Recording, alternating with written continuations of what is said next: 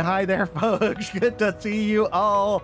Nice to see we're pulling in at roughly about the same time. In fact, these probably should have been pulled in. Oh my god. Oh my god. Oh my god. No, no, no, no, no, no. No, stop, stop, stop. Oh no. Hello, everybody. Welcome back to Train Sim World, where we're going to be driving the 1G11 London Paddington to Cheltenham Spa. Our goal is to get 8,600 AP points, and we're going to get right into this. All right, folks, we are driving an HST today, and we only have one location to go to is Reading, and it looks like we're coming out of London Paddington. So first things first, we're going to turn on our safety system. So DSD isolation to on, AWS isolation to on. I guess you could say those are both off officially, right? What we're also going to turn on is we're going to turn on our train supply brightness. That's really only for this little light right over here. That's all it does. I just like to turn it on. And the spare does absolutely nothing, but I like to turn that on as well. We're gonna contact the singler real quick. It says proceed to single with indicate. We're gonna turn on our cab light real quick, and all we have to do is turn our brakes off to running. And from there, we just turn on our throttle, but we can't do that until we turn on the master key, of course. The master key needs to go unlock, reverser needs to go forward. That's neutral, I said forward. There we go. And then we can press Q and finally put our throttle to throttle 3. And while our brakes are turning itself off, we have to wait for this to go to 5.1. We have to wait till this to go down to 0 before we can eventually take off, but we got to be in Reading by 8:02:16 seconds and 35 miles. This is actually a fantastic view. There is 2 HSTs sitting side by side. What in the world? Why am I up here again? This is so sad. I don't want to be up here. I want to be down here where I can watch my HST leave from the platform. This is a nice view to look at your train. You know, you can always honk the horn. Oh wait, the headlights! I gotta turn on the headlight. Thank goodness that one button hit. The headlight shot just fine. Perfect now. What was I thinking about the horn? There we go. I just wanted to honk the horn just for a second. It was a perfect thing to do. Folks, don't forget to turn on your headlights. I like doing this all the time, every single time. You can always tell whether your headlights are on by this little icon here. For whatever reason, apparently I can't see such a thing, so I don't even know it's there. But yeah, so where we should be going to get to Reading is we should be going on the HST tracks, which means we will be converting from the track that we're on eventually out to the left track so we can finally zoom our way down. First, we just gotta hit a few AWSs, and we're going to be kind of going a little on the slow side, at least until we can get to 100 miles an hour. At that point, our train can kind of speed up a little bit. So I'm in no rush to get myself moving. We just have to, just lower, do a slow pace here. That's all I gotta say. So I was wondering if I should keep the nighttime mode, but I do see the sun's up quite a way, so I'm gonna keep it on daytime mode because of that sunlight right there. Guys, I forgot to turn on my gauge light. What is going on here? My gauge light needs to be on. I like to have the gauge light. It's easier to see. Especially if I turn on the cab lights, you can totally see everything much better this way, I think. It's a lot easier to see out the front window, frankly, compared to the lights being on and you get this wonderful glare from the sunlight and everything. So we're just going to play this with the cab lights off for you guys so you guys can enjoy the wonderful view that's outside my window. Up ahead, we got to turn to the left one more time, as you can see by the little icon in the bar that says turn to the left, turn to the right, or head all the way off the line. What we're going to be getting into in this episode, I was really fascinated by the fact that the UK folks over there are very interested in Steam Locomotive. Not just interested in Steam Locomotive, but interested in the idea of rebuilding not just from scrap steam locomotives, but complete rebuilds from the ground up. Folks, we passed our 100-mile-an-hour zone, so up next is either 125. All we have to do is put this up to throttle 5. This train's going to be slow enough to get there, but fast enough to enjoy the trip. From here, all we have to do is just lean back in our chairs, sit back and relax and enjoy our ride to Cheltenham Spa, which we will never get to because this is all about the trip from Paddington to Reading over and over again. However, but since being an HST, it should be a fairly easy trip. I should have plenty of time to talk. I shouldn't get shut down. Cross my fingers. I hope I don't get shut down.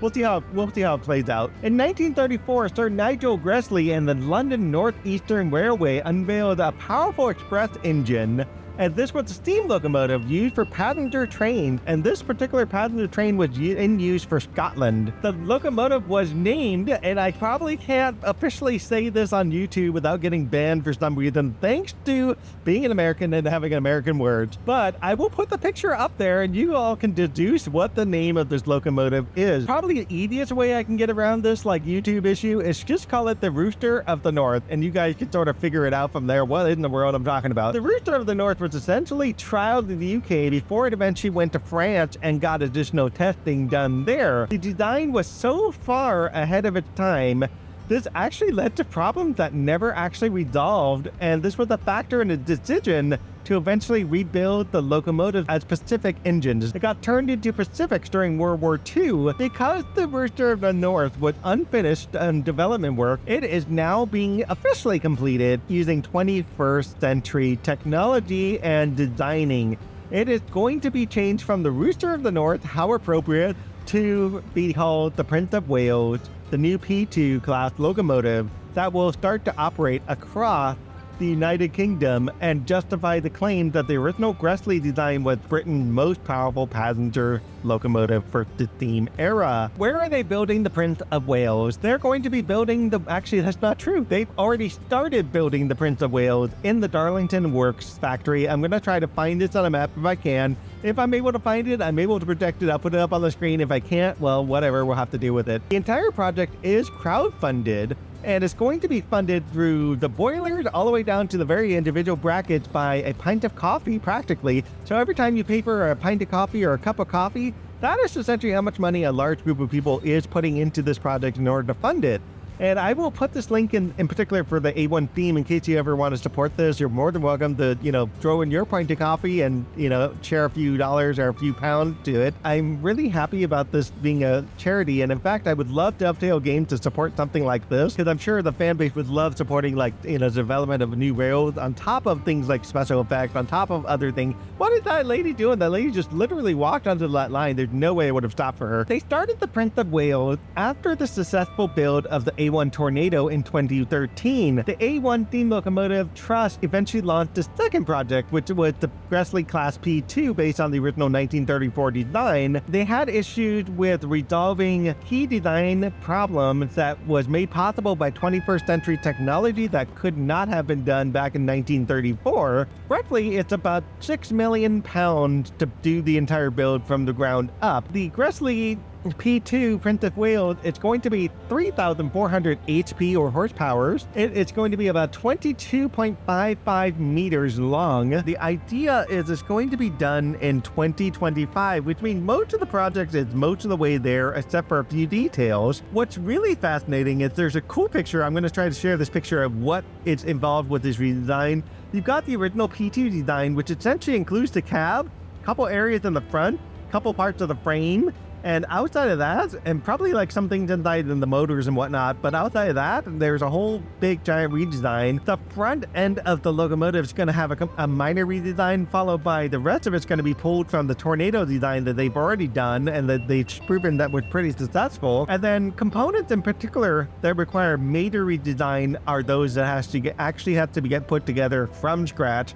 And there's a few components within there in a few spots. An example of this is the cylinder. So 3 cylinders are actually going to be combined together into a single block, so all 3 cylinders can be one piece. The injectors also have to be designed from scratch, and the injectors are the things that feed the cold water from the tender into the pressurized boiler. To overcome that boiler pressure, they have to use the series of converging and diverging cones, giving the water the energy necessary to feed the steam from the boiler. And it's just basically physics that's got to be done. And so the injector is going to be molded completely from scratch. The tender is going to be housing new electronic components that may not necessarily have been there for 1934. In addition to holding coal for the fire, it's also going to hold the water to feed the boiler, and it's also going to hold various electronic things for safety on today's railway. In other words, how to deal with these signaling systems and whatnot. So some of the stuff that is currently here in this HST is going to be inside this tender, which is going to be a really neat twist. It's almost like watching Back to the Future's modern railway in steam locomotive just appear out of nowhere with all these fancy gizmos on the side of it. That's what it reminds me of. They actually ordered the boiler in June of 2019 in order to have that thing delivered for 2022, and about 80% of the cost was raised for the boiler. They probably by now have the funding for the boiler completely funded. We'll have to see how that plays out. When the nonprofit made the Tornado, it was considered the 50th A1 rather than considered a replica of the original member of the class itself. Number 2007 is considered the 7th member of the P2 class. And this also includes improvement to variation in the design, so they're not taking just full-on scrap and rebuilding it completely. They're just starting from scratch practically and building it up from the ground. And they decided to closely follow the pattern set by the Rooster of the North, means the locomotive will have the original streamlining and feature a rotary cam valve gear and will look pretty much like number 2001. However, the trust itself acknowledges that the original PTs had certain weaknesses, and this was the issue back in 1934 with trying to release these particular engine. They had some problems with development that they couldn't quite solve back then, and by the time design stage is completely done, these issues would have been resolved. Therefore, number 2007 should be able to release without any major faults associated with it. That's the idea here. They're using modern computer design, so think of your CAD designing and modeling techniques that obviously weren't available to people back in the days of the liner to assist in the development. And the fact is, they have the full design study available on their site, and you're more than welcome to read every last part of it. The original frame had to have a modified leaning pony truck to avoid the issues that affected the original P2s. The liner solved this problem when the V2 showed similar tendency, and computer modeling can be used to redesign a better arrangement for this, so that way the framing can actually support the engine and not have the original problem. Therefore, Delta Rail used something called the Vampire program to construct a virtual P2 and analyze the performance of a modified front truck. One of the advantages also of having done this years later is in order to do the wheel casting, they opted to get away from the original wheels and decided to move into roller bearings. They did this with the Tornado. The Tornadoes also have roller bearings on the wheel castings as well. And this had made that choice pretty crystal clear that the idea was roller bearings are going to be the way to go forward. One is to saving cost. Two, the fact that if you keep this similar with the Tornado, you end up saving lots more money because you've already got everything set up in terms of the casting boxes and all that other fun stuff. And not only that, you also had a spare cannon box available from the Tornado, which made that practically for free for this particular model for the Prince of Wales. We're about 11 miles away from Reading, and we will be coming to a stop, oh gosh, hopefully early. But you can already see we got some yellow lights coming up ahead, and we're going to be getting some beeping happening as we go along. We're about 6,500 AP. Crossing our fingers here, we should be hitting our AP score if we are good. I don't know what's probably going to be ahead that's probably going to slow us down. It's probably a network turbo that might be on the tracks, or something's on the track that might be slowing us down. We'll have to find out once we get a little bit closer. So some of the changes to the gearing involved the fact that they're going to have rotary valve gears, and that meant they would need to use rotary gears. And the issue with rotary gears is they needed to compensate for the increased boiler pressure available from the Tornado because they were using the boiler from the Tornado itself. And the lens gear, had they used the original lens gear for the original, they would have offered only limited cutoff settings, and this would have contributed in part to the Rooster of the North having essentially high coal consumption. The trust looked at something called the British Caprotti valve gear and used this derived drive for the center cylinder. This valve gear was actually perfected in the Duke of Gloucester, number 71000, and offered something called infinitely variable cutoff. Although the 71000 SLT is still developing and refining the gear, in the end, the availability of that derivative of the lens meant it was able to follow the route, and therefore it may actually be incorporated into this particular version of Prince of Wales. We're about 5 miles off from Reading, so we're going to be slowing down really quick, and we're going to be cutting ourselves off not too long from now. In case you were wondering about the boiler, since I mentioned the boiler, the original boiler had 220 pounds per square inch in the boilers, and the Tornado ended up having 250 pounds per square inch of boiler. So therefore, the option, it was actually interesting because the size of the boiler was actually interchangeable between the Tornado and the Rooster of the North, and therefore they opted to go with the Tornado boiler just to save some money and some cost to do it. And it worked out so much better to do it that way. The precedent was set by number 2006 Wolf of Badenoch. I believe that's how you say it, or Badenoch, or Baden something, I can't say it, but there goes my aggregate train. I'll be running that shortly. The Wolf of Badenoch, which had a boiler with a firebox combustion chamber, the increase in thermal efficiency should also help alleviate the high coal consumption. All right, folks, we are coming up really fast, so we're already going to have to slow our train down. This is probably a good time to just kind of lay off the throttle, ease your train over to Reading. You can already see our stops coming up in like about 2 miles. So this is probably also a good time maybe to throw on initial reduction and just kind of slow ourselves down just a touch. All right, we are under 90. This is perfect. We got about a mile to slow down to 60. We have to remember we're driving an HST, so HST requires a little bit more stopping distance than the other traditional trains. All right, I'm hoping I make 60. I don't think I'm gonna make 60. We're gonna have to go train break 2 to get to 60. Train break 3 to get to 60. Let's go, let's go, let's go. Go down speed. I think I've already hit my AP score at least, but we're going to check that at the other end. Oh, right, there we go. We're going down to 62, 61. We could do it. Oh my God, don't do that when I'm trying to figure this stuff out. There we go. Perfect. We're on 60 miles an hour. Next up is 30, so we got to slow down even more, and we got a stop up ahead. The nice thing about UK Rail is there's a lot that they do to ensure that you don't pass the signal at danger, because you can already see our stop is coming up right away. We got 600 yards to our stop. We're going just a touch over 30. We're going to be overspeeding just for a minute, and we're going to go back to running, and we're going to kind of coast along for a second. Our light is just outside of our stop, so we probably want to slow down a little bit more. Oh boy, I slowed down way too much. That was like a little bit much. It is 8 o'clock. We got 2 minutes to roll our train in and make a full complete stop, so I don't think I have to worry about anything. I should be on time. If I just kind of coast here at 14 miles an hour, I think this will be good enough for me. In the meantime, what in the world? The speed limit changed on me. That's great. Look, we can now go faster. Don't ever follow that speed limit guideline, folks, especially when you're trying to stop. This would be a good time to throw up the throttle and just kind of coast along. Let's get our train brake on a little bit more, because I want to try to get under 10 now. This would be a very good time to go under 10. Hit that Q button, which is just going to drive us nuts the entire time. And we should, crossing our fingers here, hopefully make it just to coast along and make a full stop, because the light is about 20 yards out in front of me. That is scary, scary stuff, man. 80 yards away, and another HST is coming in right at the same time we are. This is fantastic.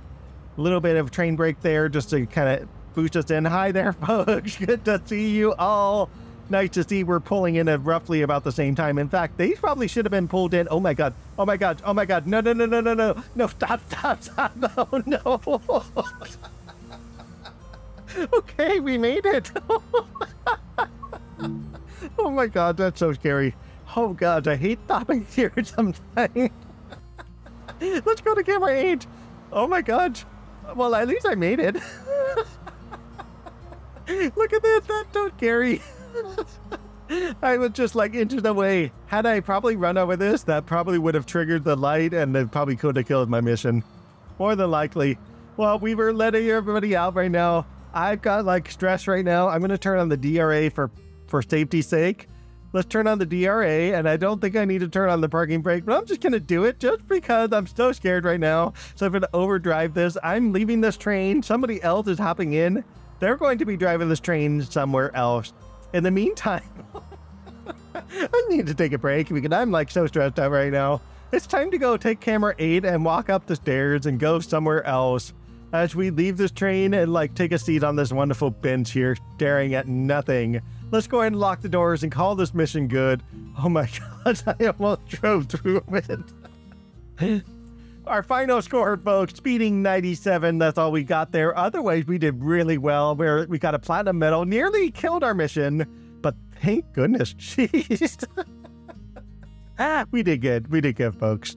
Yeah, so as usual, folks, if you like this, please definitely like and subscribe, leave me a comment, and we will, of course, catch you in the next harrowing trip down the platform. Bye, guys. Okay, folks, this is hilarious. Not just the fact that there's people beaming in on me here, but do you see that door? Look at this. This is the camera. Oh, gosh, the camera got glitched out again. Wait a minute. Come back. This is on camera 8, folks. This is on camera 8. Move, dude. Come on. Okay, I'll do it on this side then.